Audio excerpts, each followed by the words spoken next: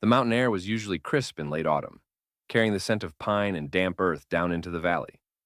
But that afternoon, a cold, unnatural fog began to roll over the ridges, swallowing the familiar landmarks one by one. By the time the search party gathered near the trailhead, visibility had shrunk to a few meters, the world beyond reduced to shifting gray walls. It had been nearly 5 hours since 8-year-old Jonah Miller was last seen. He'd wandered away from his family's campsite after lunch, chasing what his older sister thought might have been a butterfly. No one panicked at first. Children sometimes strayed a few yards into the underbrush before being called back. But when repeated shouts brought no answer, and the sound of rushing creek water came from the wrong direction, fear began to grow. Sheriff Clay Hammond coordinated the response, his voice steady but tight. Volunteers carried headlamps, whistles, and radios, but the fog turned beams of light into weak halos and muffled sound until even the nearest voice sounded distant. Dogs from the county K-9 unit whined and pulled at their leashes, unsettled by the lack of wind and the heavy dampness that clung to the air. Somewhere above, a single low hoot broke through the silence. It came from the upper slope beyond the first stand of spruce, resonating strangely in the fog. A few of the older locals glanced at one another. Owls were common in these parts, but they usually called at dusk, not mid-afternoon, and rarely with such persistence. Jonah's mother stood near the edge of the search group, her hands clenched white around the straps of her jacket. She looked toward the sound, a flicker of hope crossing her face. "That owl. It's close to where he liked to play," she whispered. Hammond made a note of it, but didn't alter the search pattern just yet. The mountain was full of animal calls, and in this weather, echoes could be deceiving. Still, when the hoot came again, louder, sharper, with an almost urgent rhythm, he felt the same unease as the others. As the party fanned out along the lower ridge, the owl called a third time, then a fourth, each note cutting through the damp like a signal. Hammond found himself glancing toward that sound more often than toward his compass. He didn't know it yet, but the strange insistence of those calls would soon draw them off their planned path, toward a place no one had thought to check, and where a small figure waited in the cold mist, far from where anyone expected him to be. The fog thickened as Sheriff Hammond led a smaller team toward the ridge where the owl's call had been coming from. He chose 3 of his most experienced volunteers, people who knew the mountain's quirks and wouldn't spook at shadows in the mist. Their boots sank softly into the damp carpet of needles and moss, every step muffled until it felt like they were walking through a dream. The owl hooted again. This time the sound was closer, clearer, as if the bird had moved lower down the slope to meet them. Its call had a strange cadence. 3 short notes followed by a pause, then 2 more. Not quite the random rhythm of a hunting bird. It felt patterned, deliberate. "Could be a great horned," murmured Dale Barrett, a retired forest ranger, walking just behind Hammond. "But I've never heard one carry on like this in daylight, and never in one spot for so long." They reached a break in the trees where the ground dipped steeply. Visibility was barely 10 feet, the fog curling in eddies like smoke. Hammond signaled for them to spread out slightly, but to keep within earshot. The ground here was treacherous, roots hidden beneath leaf litter, slick rocks underfoot. The owl's call came again, this time from directly ahead. Hammond froze, listening. There was something else beneath the sound, a faint rustle, a scuff against wet earth. Not the wind, not an animal's light step. They moved forward carefully, senses straining. Somewhere above, a dark shape ghosted through the mist, settling on a branch just visible against the gray. 2 golden eyes blinked down at them, steady and unafraid. The owl ruffled its feathers, then called again, loud enough to make the team flinch. "That's no random noise," Barrett said quietly. "It's trying to get us to follow." Hammond's radio crackled suddenly. Another search group reported no sign of Jonah in the creek area, their best lead until now. The sheriff hesitated only a moment, then switched channels to reassign nearby searchers toward their location. The owl took flight, gliding silently a short distance upslope before perching again. Hammond glanced at his team. "Stay on it, but slow. Don't lose the sound." Step by step, they moved deeper into the gray, each hoot pulling them further from their planned grid. None of them could shake the feeling that the bird was waiting for them to catch up, that it knew exactly where it was leading them. The ridge narrowed as they climbed, forcing the team into single file. Moisture clung to their jackets and hair, each breath fogging the air before their faces. The owl's calls echoed oddly here, bouncing between unseen slopes, but Hammond noticed they were always oriented in the same direction. Forward, never off to the sides. Dale Barrett, a few steps behind the sheriff, bent suddenly to examine the ground. "Hold up," he called softly. Through the thin layer of pine needles and damp leaves, a small impression was visible, rounded at the front, narrower at the back. A child's sneaker print. Hammond knelt beside it, brushing away debris with gloved fingers. The tread was faint, but unmistakable. "He's been here," Hammond said, his voice low. "And not too long ago, the edges aren't washed out." Another hoot sounded, sharper now from just ahead. The sheriff's eyes lifted toward the sound. "We keep moving." As they advanced, they began to find more signs. A broken twig at child's height. A scrap of bright blue fabric snagged on a low branch. In the shifting fog, each clue felt almost unreal, as if the forest itself was revealing them, one at a time. The owl appeared again, this time perched on a mossy trunk barely 15 feet ahead. Its golden eyes locked on the humans as it let out a rapid series of hoots, the sound urgent enough to raise the hairs on Hammond's neck. Then, as before, it lifted silently into the mist, flying just far enough to stay in sight. "Feels like it's pulling us in," Barrett muttered. They followed until the ground leveled out into a shallow basin. Here, the fog pooled thickest, swirling at knee height. The air felt colder, heavier.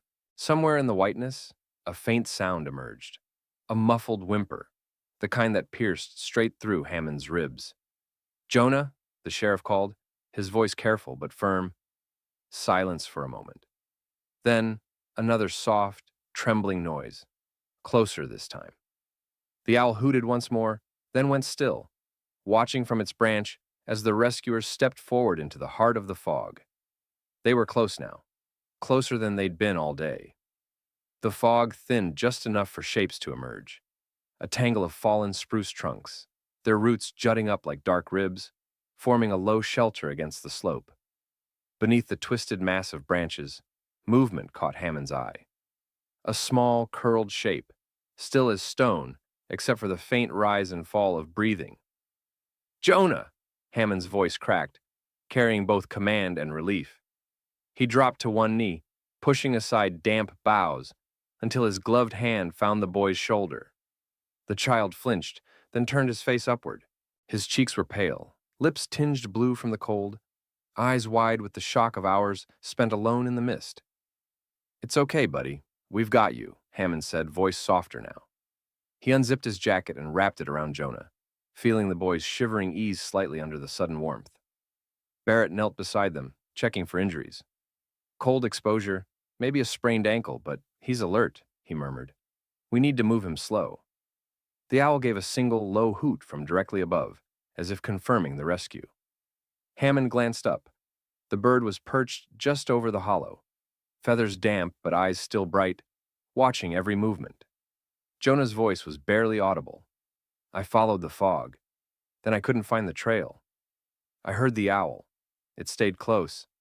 So I stayed close to it." Hammond felt the weight of those words. The bird hadn't just led the rescuers. It had kept Jonah from wandering further into danger. They rigged a quick stretcher from 2 walking poles and a tarp, settling Jonah gently onto it. As they began the careful trek downslope, the owl lifted from its perch and glided silently ahead, disappearing into the shifting gray. No one spoke much on the descent.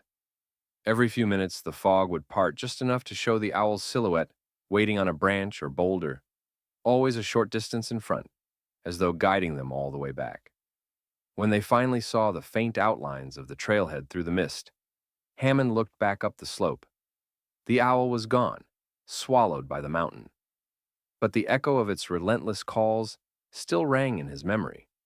A wild, urgent signal, that had turned the tide of a long, desperate search. The moment they emerged from the tree line into the clearing, a murmur of voices swelled into cheers. Jonah's mother broke from the crowd before anyone could stop her, running across the damp grass to kneel beside the stretcher. Her hands hovered over her son, as if afraid touching him might make him vanish again. Then, she gathered him into her arms, ignoring the mud and the cold, her shoulders shaking with relief.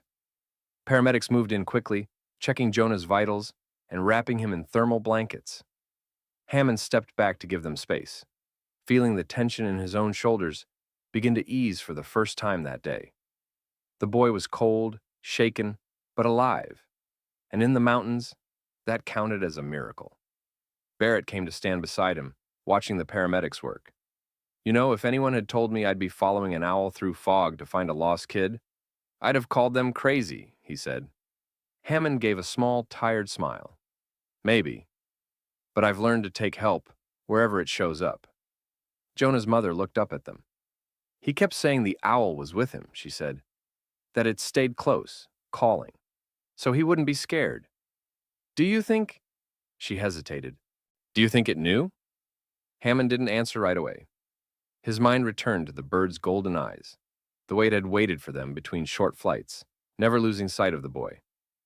I think it did what needed doing, he said finally, and that's enough for me. As the paramedics prepared to load Jonah into the ambulance for observation, the fog began to thin. Patches of blue sky opened overhead, and with them came the sound of the forest waking again. Branches creaking, a distant creek murmuring. Somewhere far up the slope, faint but distinct, came a single hoot. Hammond glanced toward the sound, scanning the tree line. Nothing moved there but drifting mist, already breaking apart in the warming air. The rescue team began packing their gear, the adrenaline of the search fading into the quiet hum of relief. Hammond made a mental note to add an unusual detail to his report, one that would make the search log stand out among 100 others, because this time, it hadn't just been people combing the mountains. It had been a partnership, unlikely but undeniable, forged in the heart of the fog. By the next morning, the story had already started moving beyond the mountain town. A local reporter who'd been at the trailhead posted an article online titled, "Lost Boy Found After Owl Guides Rescuers Through Fog." Within hours, it was shared hundreds of times, each retelling making the owl seem more like a mythical guardian than a wild creature. Jonah's mother, still sitting by his bedside in the small county hospital, fielded calls from friends, relatives, and complete strangers offering their joy and relief. She told the same story again and again, how her son had followed the owl's voice, how it never left him until help arrived. Hammond, meanwhile, was back in his office, writing the official incident report. He described the weather conditions, the search pattern, the discovery of footprints, and the final location where Jonah had been found. But when he reached the section labeled Notable Observations, he paused. He could either write a simple note, owl vocalizations coincided with discovery of subject, or he could put it in plain human terms. A great horned owl's persistent calls appeared to guide rescuers toward the missing child. He chose the latter. By noon, a wildlife biologist from the State Park Service had called, curious about the behavior. Owls aren't known for interacting with humans, she said, but they will defend a territory. It's possible the boy wandered near a nest, and the bird's vocalizations just happened to draw you in. Maybe, Hammond replied, but it didn't feel like chance out there. Later that day, he stopped by the hospital to check on Jonah. The boy's color had returned, and he was propped up in bed with a cup of warm broth. When Hammond asked how he'd managed to stay calm, Jonah's answer was simple. The owl kept talking to me. I knew if I stayed where I could hear it, I wouldn't be alone. Hammond left the hospital with the boy's words still turning over in his mind. Out in the parking lot, the evening fog was starting to creep in again from the hills. He found himself scanning the sky, half expecting to see a dark silhouette glide past the street lamps. Whether it was instinct, coincidence, or something no report could capture, he knew one thing for certain. The mountain would never feel quite the same again, and neither would he. 2 weeks after the rescue, the mountains had shed their autumn fog and settled into the crisp clarity of early winter. Frost tipped the pine needles, and the air was so clear that sound seemed to carry for miles. Life in town had mostly returned to normal. School buses humming along the narrow roads, hikers taking weekend trips into the foothills. But the story of the owl had rooted itself deep in local memory. At the elementary school, Jonah's classmates had drawn pictures for him, crayon sketches of big-eyed owls perched on branches above a tiny figure in the mist. One teacher suggested making the owl their new class mascot. Jonah, still shy from all the attention, just smiled and nodded. He hadn't stopped talking about his owl at home, though he never claimed to own it. He said it was just watching over the mountains. Sheriff Hammond found himself drawn back to the trailhead on a rare day off. He parked his truck in the gravel lot and walked slowly up the path, boots crunching on the frozen ground. Without the fog, the terrain looked almost unfamiliar. Trees spaced wider apart than he'd remembered, the slope gentler. It made him realize just how disorienting that mist had been, how easily the boy could have stayed lost. Halfway up the ridge, he paused. A low, resonant hoot rolled down from somewhere above, deep and deliberate. Hammond scanned the canopy until he spotted it. A great horned owl, perched high in a bare-limbed maple, its feathers fluffed against the cold. Golden eyes met his, unblinking. For a long moment, neither moved. Then the owl gave another slow hoot before lifting off, wings spreading wide as it glided toward the deeper forest. Hammond watched it vanish into the shadows, the sound of its wing beats fading into the hush. He turned back toward the trailhead with a strange mix of gratitude and humility. Out here, rescue didn't always come from radios and search grids. Sometimes it came from instincts older than any map, carried in the call of a wild creature who owed them nothing. By the time he reached the bottom, the sun was dipping behind the ridge, casting the clearing in a warm, amber glow. Somewhere beyond the tree line, the owl called once more, a sound that, for those who had been there, would forever be tied to the night the mountains themselves seemed to speak.